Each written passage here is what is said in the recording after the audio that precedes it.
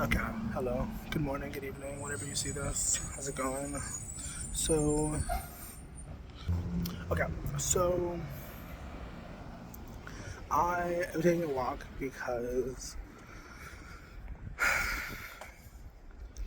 so I guess my dad had surgery or whatever, and so I guess he can't go upstairs for a while.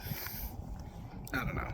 And I took time to process it, I took time to think about it, but it really pissed me off because I could sense that when it was told to me that he was post surgery, I could sense that there was like an energy of like, can you show care? can you like, can you? And I'm like, in my head, I'm like, what? Like, not that I don't care, but like, I don't know. To some degree, these people have actively like showed that they don't fuck with me. You know what I mean? And I do my best to just be cordial, to be respectful, and to just, you know what I mean, stay out the way for the most part. But you people like got some fucking nerve, you know? Like, because when I tell you, every time I text him, every time I try to talk to him, it's it's like he has no interest in actually having a relationship with me as my father. And it's like, I can respect that to some degree, but it's also like, so I'm supposed to care about you even though every time, like, even though you reject me every time I try to like, and like, I want to be very clear, like, I'm not saying that I don't care about my father, I'm not saying that I don't have love for him, but like, I also have love for myself, and the love that I have for myself is the kind of love where I don't lie to myself about how people are treating me. You know what I mean? Like, and as much as I would love to have a good relationship with my dad, a healthy relationship with my dad, like, he doesn't make it possible. Like, that's just point blank period. You know what I mean? And I've never really laid into my dad like I have with my mom, because my mom, I think, has had a more active role in my life and in my suffering, you know? But like, I don't know, and it's like, I don't want to say too much about my dad in this moment. I don't want to spill the tea, but it's just like, you just keep doing the same thing over. You keep having kids, not paying them any fucking attention, and then just going about your life doing whatever the fuck you do. And it's just like, I don't know, man. Like, because I remember at some point he made it such a big deal to talk about being a good father and like all this stupid shit. Well, not stupid shit, I don't mean to say it like that, but like all this deep shit. But then here we are, and you're not trying to be an active person in your children's life. Like, what? What? I'm sorry, but that doesn't make any sense to me. That doesn't make any sense. Like, what are you talking about? And I don't know, I can understand feeling disconnected from life or feeling disconnected from the people that you care. I can understand that. But as a grown man, it's still your responsibility to show up in your children's life. You know what I mean? And I already hear the negative Nancy's talking about you're a grown man, you don't need your dad. And this is exactly why some of y'all walk around looking like you do and being lost like you are. Because you don't, you know what I mean? You don't have, or didn't have, proper parental figures, and you think that that's normal. You think that's how it, you know, it just is what it is. It's like, no, like, like, your parents are always going to be your parents. Like, no matter how you look at it, like, those are the people who brought you into the world. No matter how you look at it, no matter who they are, that's always going to be your parents. And biologically, we are wired to desire that connection, to want that connection. Like, point blank period. Like, that's just the scientific truth of it. Like, and when you don't get it, it can create a lot of issues. It can create a lot of problems, you know? And once again, to quote, what's his face? Kendrick Lamar, some of y'all just look lost. Some of y'all just gonna pop shit. Like, but you don't know shit. You know, you know what I'm saying? Like, and I think part of it sucks. And I want to be careful in how I frame this. I think part of it sucks because I know that I'm a great person. I know that I'm a good person. I know that I'm a good friend. I know that I'm a good, like, I try to be my best in every situation. You know what I mean? And part of how it feels is that, like, these situations, these relationships, these people are more or less trying to, like, test my character, I guess, if I could say it like that. Trying to, also, sorry, I hope the wind isn't an issue, But it's like they're trying to test my character to some degree, because it's like, I know I'm a great person, but you keep making me come back to the notion of maybe I'm not a good person, maybe I'm not good enough, because you know, the way that you're treating me, but then I have to not internalize other people's actions and other people's opinions and beliefs and whatever, because that's stupid. That's dumb. Like, no tea, no shade, but a lot of people are very, like, not smart. And a lot of people do not form their own opinions, unfortunately. So why would I internalize what you have to think or what you have to say about me?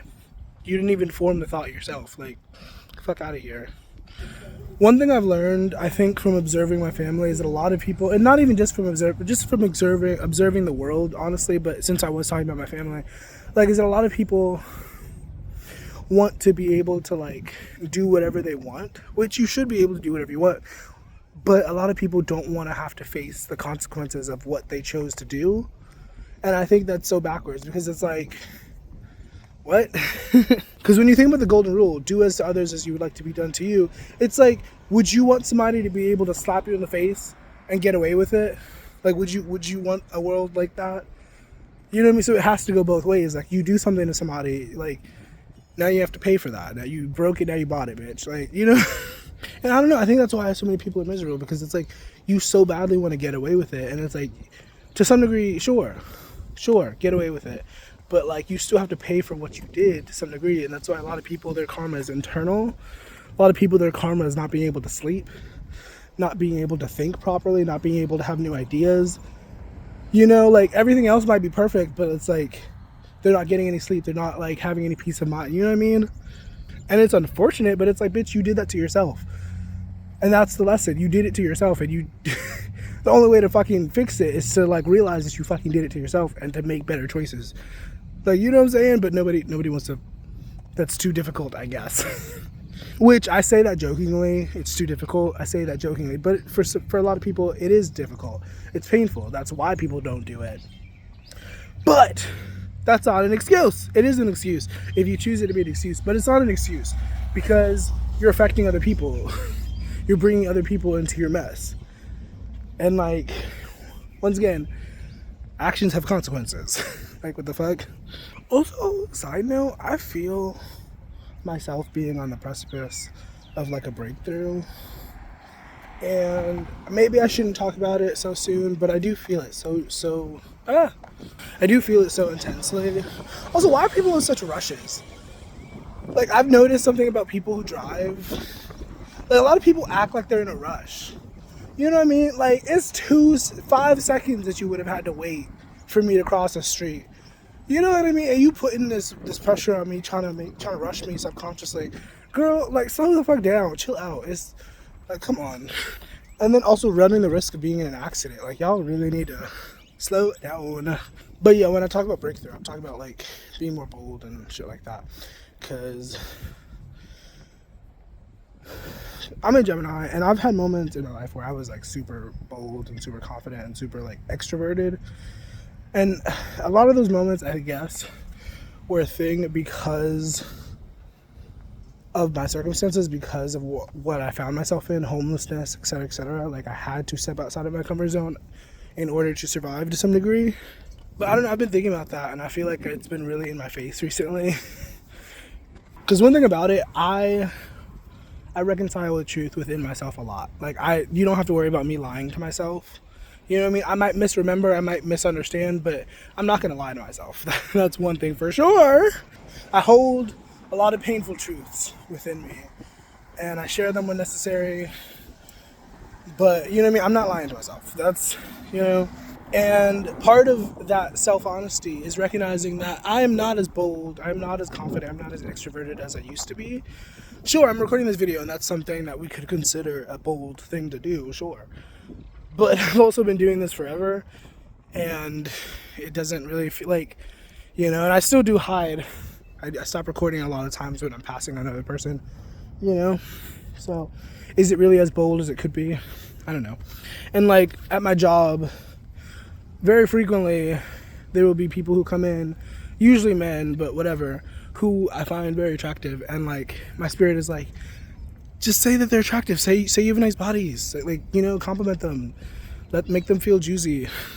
But because of my own programming and because of different traumas and fears and stuff, once again, self-honesty, I prevent myself from speaking my truth, which is that I find you attractive. I find you fine, you know? And like, I don't know, I have my moments. And like I said, I've had my moments throughout my life where I have been extra bold. I have been extra forthright, you know? But I feel like I'm craving that right now in my life.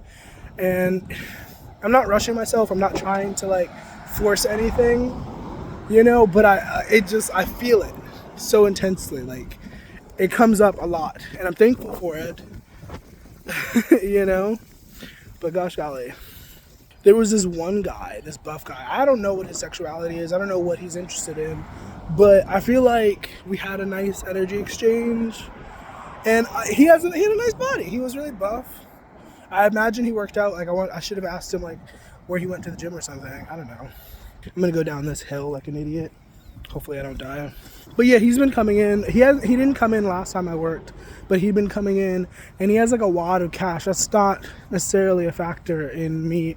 I mean, it might be a factor, it might be a subconscious factor, but I just think he has a nice essence. Like, you know, the way that he carries himself to some degree, it's attractive. It's, you know, I subtly tried to ask him where he worked. I asked him what did I ask him? I don't remember what he was.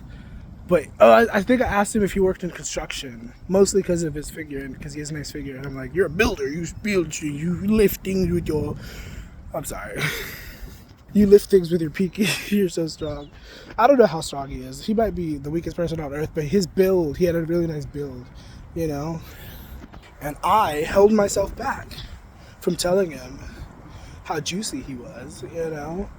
And maybe it's for the best, maybe it doesn't really matter, but, you know, I do believe, and I've been talking about this on live stream and shit, like, I do believe in the importance of, like, speaking your soul's truth and, like, telling people how you feel and shit like that, which can be difficult, for sure, but that doesn't mean that it's not the right way to go about things, you know. Just because it's difficult doesn't mean that we shouldn't try it, you know. And I'm sure anybody who's watching this video who has been on the other side of like fear, who has like pushed through their fear, will attest to the idea that like a lot of times the things that we are afraid of are the things that we need to do the most, you know. Not all the time, but a lot of the time, you know. Also, the birds are like doing a dance around me, I guess. I don't know what the fuck. But yeah, sometimes the thing that you're afraid of is the thing that you need to do the most. Like, I remember for the longest time I was afraid of live streaming, and I had to basically force myself to get on live stream and like start live streaming. And if I didn't ever do that, then I would have never had the pleasure of like knowing what it is like to live stream and to like connect with people like that. That is not food, bird.